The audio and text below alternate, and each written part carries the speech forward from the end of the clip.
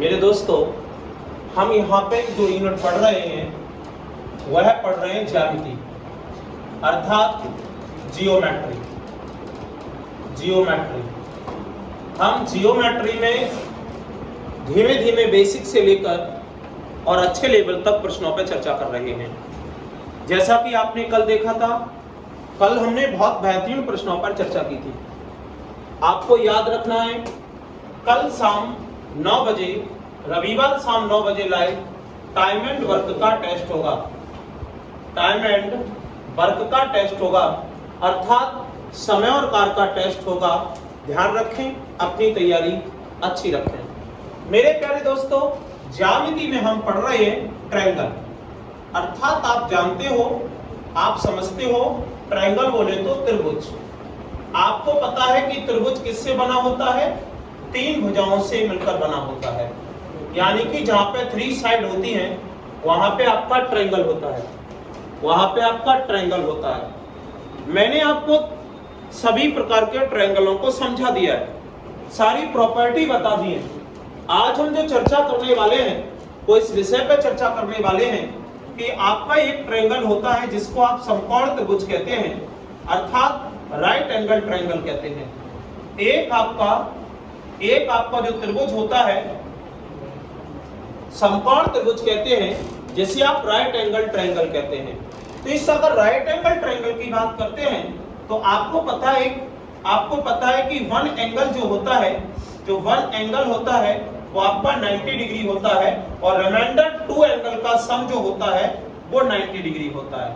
कोई भी एक कोण 90 डिग्री होता है और शेष 2 बचे हुए कोणों का योग 90 डिग्री होता है अर्थात तीनों कोणों का योग कितना होता है? 180 डिग्री होता है। अतः आपका समकोण त्रिभुज इस प्रकार से बनता है ABC। इसे आप यहाँ पर 90 डिग्री बनाते हैं और इसे आप कर्ण कहते हैं अर्थात हाइपोटेनियस कहते हैं, और इसको आप इसका आधार कहते हैं अर्थात बेस कहते हैं, और इसे आपका परपेंडिकुलर या लंब के नाम से जाना जाता है। आप समझते हैं, आप जानते हैं कि आपका ABC एक ट्रायंगल है, एक त्रिभुज है जिसमें 90 डिग्री 90 डिग्री के सामने वाली भुजा कर्ण होती है और ये लंब और ये आधार होता है। अब हमें ये बात करना है कि मेरे प्यारे बच्चों, ये जो समकोण त्रिभुज होता है इसके लिए हमारी एक प्रमेय है जिसे हम बौद्धायन प्रमेय के नाम से जानते हैं। बौद्धायन प्रमेय अर्थात इसी को कहते हैं इंग्लिश में पाइथागोरस थ्योरम अर्थात आपने सभी ने पाइथागोरस के नाम से सुना होगा, पाइथागोरस थ्योरम, और इसका रियली में जो नाम है वो है बौद्धायन प्रमेय अर्थात इसका हिंदी नाम है बौद्धायन प्रमेय। तो इन भाई साहब ने कहा है कि किसी भी समकोण त्रिभुज में कर्ण का वर्ग शेष 2 भुजाओं के वर्गों के योगफल के बराबर होता है। और पाइथागोरस थ्योरम में केवल 3 ही भुजा होती हैं, कर्ण लंब आधार। तो कर्ण का वर्ग लंब के वर्ग और आधार के वर्ग के बराबर होता है अर्थात दोनों का वर्ग कर दो, दोनों भुजाओं का वर्ग कर दो और उन्हें जोड़ दो तो वह कर्ण के वर्ग के बराबर आ जाता है। तो आप कह सकते हैं कि कर्ण का वर्ग शेष 2 भुजा, शेष कौन सी? लंब और आधार के वर्ग के योगफल के बराबर होती है। यानी कि hypotenuse square equal to square of sum of 2 other side, यानी कि दोनों का वर्ग फिर योग और उनको बराबर कर दें तो ये होता है। ये जो कंडीशन फॉलो करता है उसी को हम पाइथागोरस थ्योरम कहते हैं। अब बात ये आती है कि पाइथागोरस ट्रिपलेट बनाएंगे कैसे? अर्थात ऐसी कौन-कौन सी संख्याओं का समूह होता है जो पाइथागोरस प्रमेय का पालन करता है।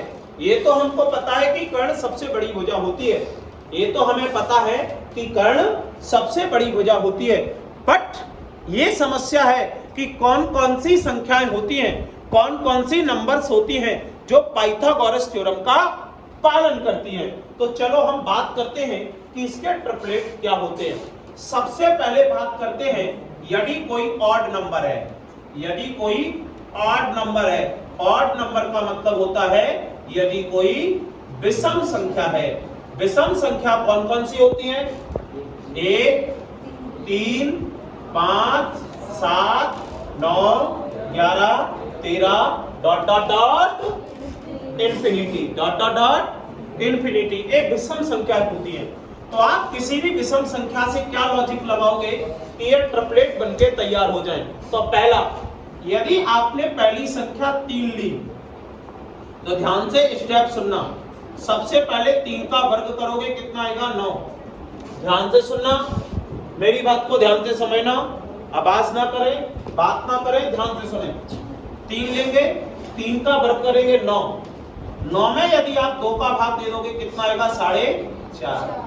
एक बार 0.5 यानी आधा जोड़ दो और एक बार 0.5 घटा दो। एक बार जोड़ दोगे तो 4.5 में आधा जुड़ेगा 5, 4.5 में आधा घटेगा तो 4। तो फाइनली आपके ट्रिपलेट बन गए 3, 4, 5। आपका ये ट्रिपलेट बनके तैयार हो गया। अगर बाय द वे आपने अगला नंबर ऑड 5 लिया तो 5 लिया तो सबसे पहला स्टेप क्या होता है आपका? 5 का स्क्वायर करोगे तो कितना आएगा? 25। फिर 5 में 2 का भाग दोगे कितना आएगा? 25 का आधा 12.5। एक बार इसमें 0.5 प्लस कर दो, एक बार इसमें 0.5 माइनस कर दो। जब आप इसको जोड़ोगे तो हो जाएगा आपका 12, 12.5 में आधा 13 और घटाओगे तो क्या हो जाएगा? 12। फाइनली ट्रिपलेट बन गया 5, 12, 13। याद रखना मेरे बालकों, सबसे बड़ी जो भुजा होती है इसे आप हमेशा कर्ण कहते हैं, इसे आप हमेशा हाइपोटेनियस कहते हैं, कर्ण कहते हैं। परंतु शेष 2 भुजाओं में कोई भी भुजा लंब हो सकती है और कोई भी भुजा आधार हो सकती है। यदि आप इन पर पाइथागोरस थ्योरम का, पाइथागोरस प्रमेय का अगर पालन कराएंगे तो ये पूरा पालन करेगी। जैसे कि मैं कहूं 13 का स्क्वायर 169 बराबर कर्ण का वर्ग बराबर लंब का वर्ग प्लस आधा। तो लंब कितना माना? 5 का वर्ग 25, 12 का वर्ग 144। आप इनको जोड़ दीजिएगा, देखो दोनों बराबर होंगे, राइट। कोई कहता है कि हम तो सर यहाँ पे 11 लेंगे, हम तो 15 लेंगे। मैंने कहा लीजिएगा तो 15।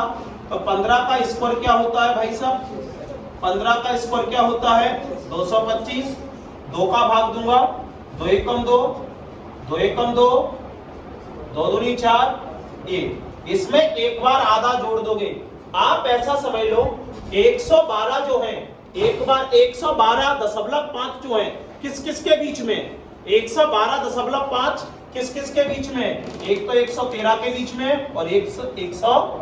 एक बार आधा जोड़ोगे तो 12.5 आधा 13, एक बार घटाओगे तो ये फाइनली आपका ट्रिपलेट बन गया 15, 112, 113। तो आप क्या समझे? आप ये समझे कभी भी कोई ऑड नंबर दी है, कभी भी कोई ऑड नंबर दी है और उसका अगर आपको ट्रिपलेट बनाना है, यदि उसका आपको ट्रिपलेट बनाना है तो सबसे पहले उस संख्या का वर्ग करेंगे, फिर उसको आधा करेंगे यानी कि 2 का भाग देंगे और 2 का भाग देने पर जो संख्या आएगी उसमें एक बार आधा जोड़ दो और एक बार आधा घटा दो।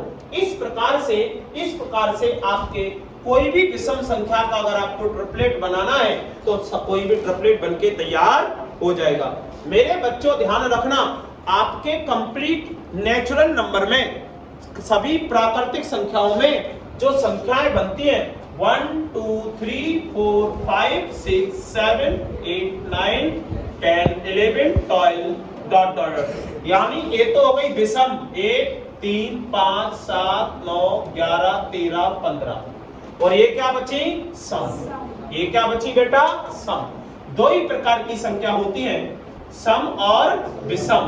तो मैंने विषम का आपको बता दिया, विषम को आपको बता दिया।